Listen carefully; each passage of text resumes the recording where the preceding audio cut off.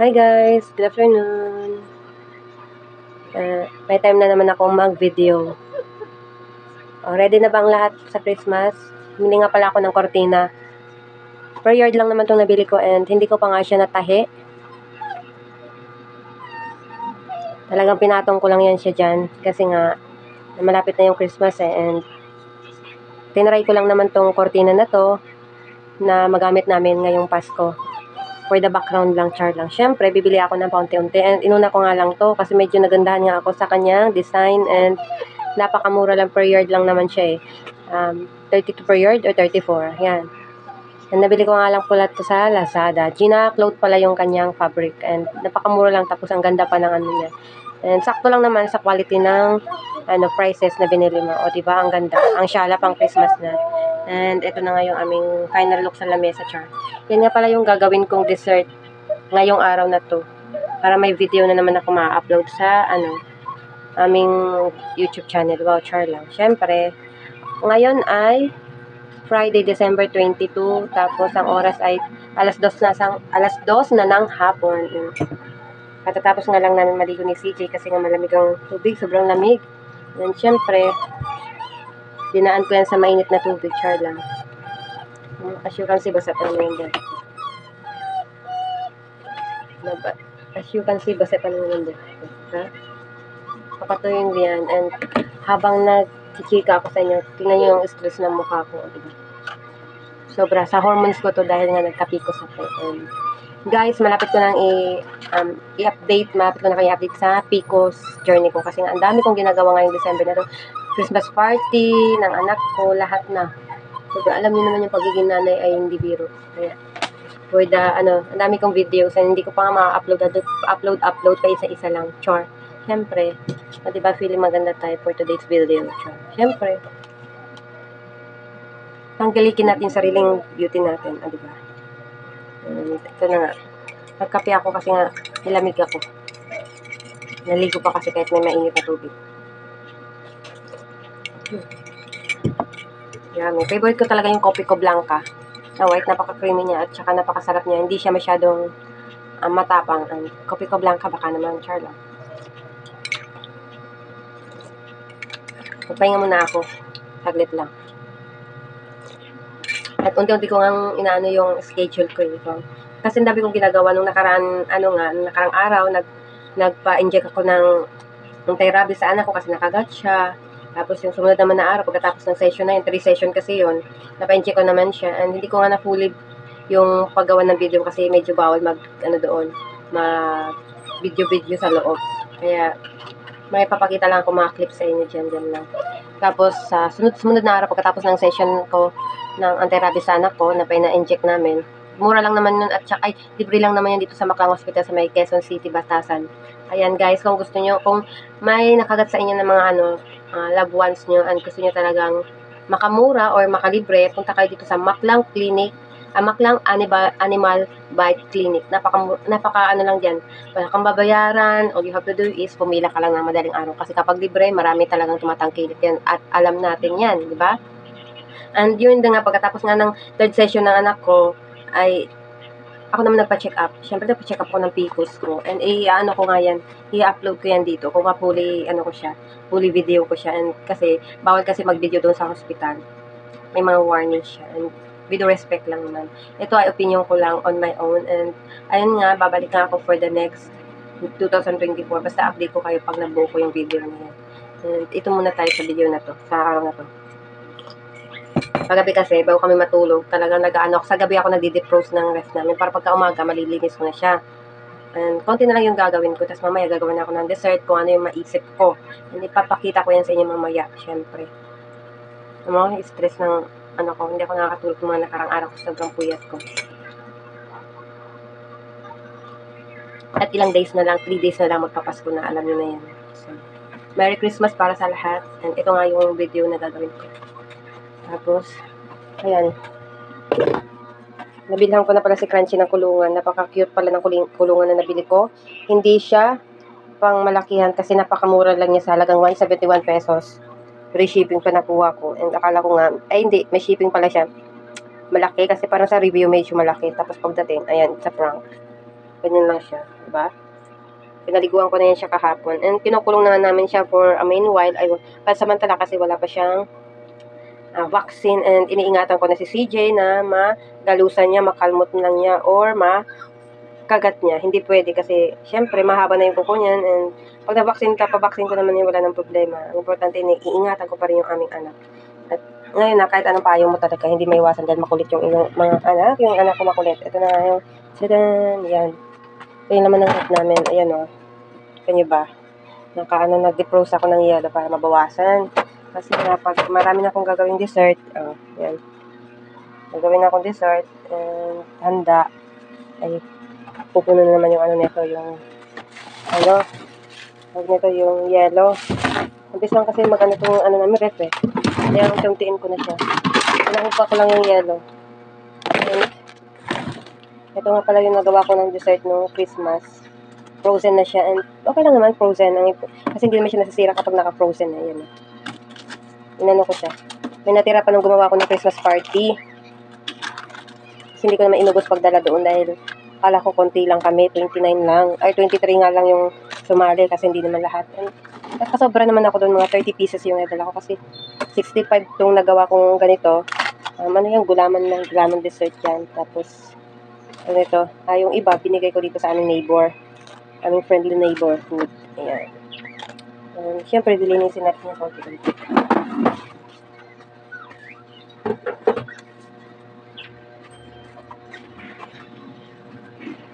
Pamasa ko lang itong yellow.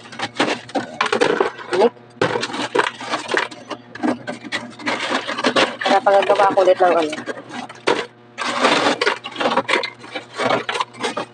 Tight ang budget natin ngayon guys for Christmas and bagong taon. Kasi nga, kami lang ni Mister and gusto ko lang may pagkain. Kami dito sa rep kapag gusto namin kumain.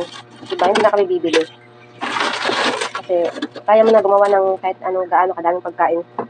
Basta may rep ka kasi hindi masisira. Pero depende ka. Depende sa pagluluto mo. Tapos yung yellow, nabawasan ko na. Sobrang kapal niya na guys. Siyempre, pwede linis ang yung mama.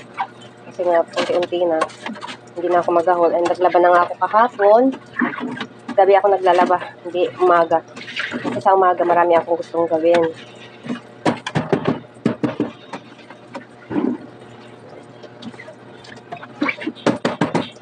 Ginaganyan pa pala yung recipe guys kasi para yung yellow ay tumaktak talaga lahat. Kanya-kanya tayo ng paglinis ng ref.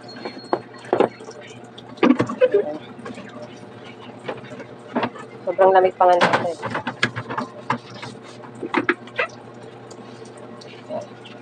Siyempre, papanayin ko pa yan.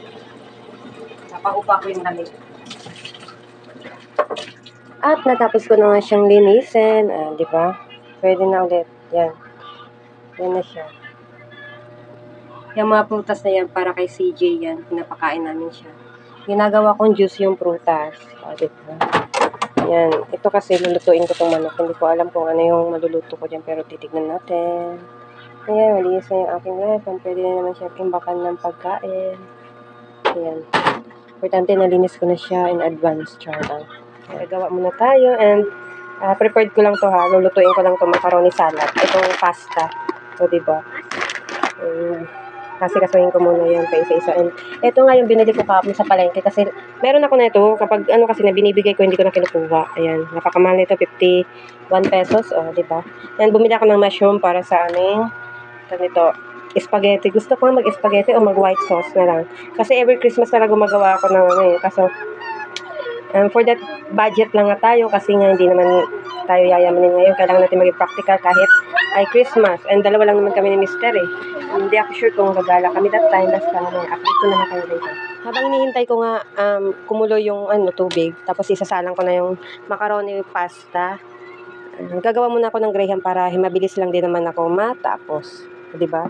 And syempre marami pa rin naman akong gagawin iba. Pinagsama ko na pala yung condensed milk, pati yung creamer. Kahit anong brand naman pwede gusto nyo. Tapos itong fruit salad fruit cocktail pala. Yan lang yung gagamitin ko for today. Kasi medyo mahal yung mangga. And palagi na lang naman kasi ako gumagawa ng grahams, mango grahams. So, maiba naman. First time ko lang itong gagawin. So, ito try natin. Nakalinis to, nilinis ko na ito kagabi. Tara, samahan niyo ako. Samahan niyo ako ulit. So, diba? Ang ganda ng lagayan. Malinis naman ito, nilinis ko nga kagabi ulit-ulit. Pwede nyo gawing crackers. Medyo mahal na kasi yung crackers. Ay, yung naka, ano na, yung naka-powder na na-graham. Medyo mahal na siya. Medyo mahal na kasi yun. Kaya, tara, samahan nyo muna akong gumawa ng graham. Fruit cocktail graham. Diba? Alam nyo naman yan. Paano gawin yan.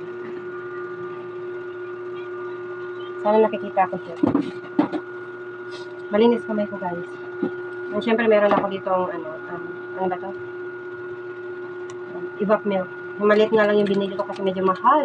And kahit naman mahal, kailangan pa natin kumain ng dessert. Diba? Minsan lang kasi isang taon. And kami, bihira lang kami magganito. Talagang Christmas lang kasi nga, yung tatay ng anak ko, yung mister ko, nag-iingat sa sakit na diabetes. Hindi naman palagi tayo yung kakain tayo ng sobra-sobra. Sakto lang naman. And paalala ko lang, alam niyo naman yan, diba? Pag Christmas talaga, kailangan. Wait, isa-isahin ko na lang muna ito. Hindi ako nahirapan. Yan. Masarap yung crackers. Yung graham natin ay medyo malaki.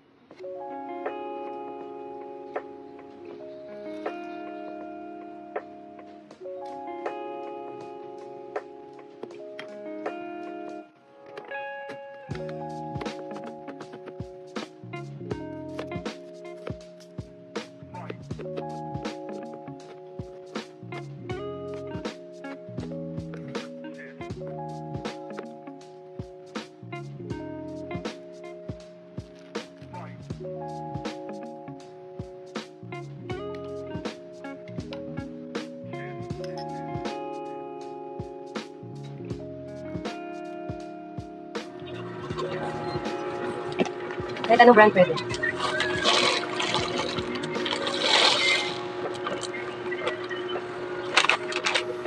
$400 grams nga pala. Hintayin lang natin siya kumulo. Pagawin ko muna. Para hindi na, pakikuluan ko lang yan. Kaya nyo, pwede nyo lagyan ng mantika or asin. Yan sa akin na naman. For the waiting tayo dyan. Babalik tayo dito sa mango graham. Ay, mango graham.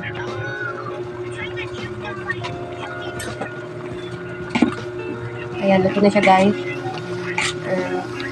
Panguin na nga natin ito. Para hindi masyadong malata yung macaroni. Ayan, naluto ko na siya. Alalamigin ko to para mamaya pwede ko na siyang i-mix-mix sa mga fruits. Diba? Tapos ko na ma-prepared yung mga gagamitin ko sa sa macaroni salad dahil nga pinagbubuksan ko na siya para pag nilagay ko siya mamaya ay pabilis na lang. So, tara, samahan niyo akong gumawa ulit ng macaroni fruit salad. Diba? So, yeah. Ito ko lang nilagay yung grahams. Alam niyo naman paano gawin to diba? So, madali lang talaga siya. Unahin ko na tong kao. Nahirapan ako magbukas. Wait lang.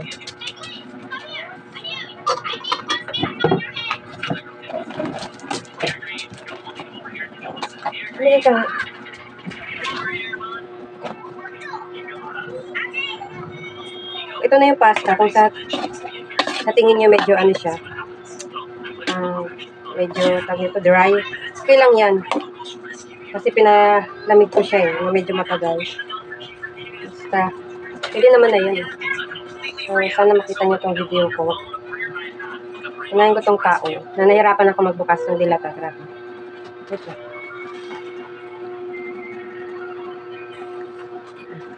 Unahin ko itong kao. Pinahirapan akong buksan. Grabe. Ayan. Kahit anong brand pwede. So, ubusin ko siya. Kasi sa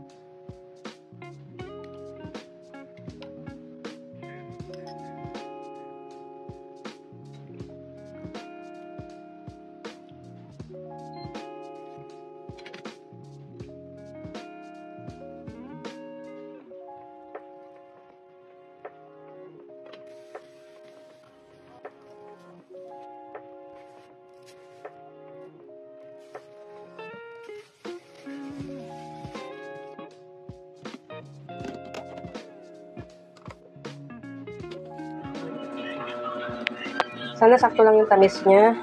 Yan, naglagay ako dyan kasi puno na to. And yung dessert ko na yan, Graham. Yan lang yung nagawa kong dessert. And finally, natapos ko na din siya.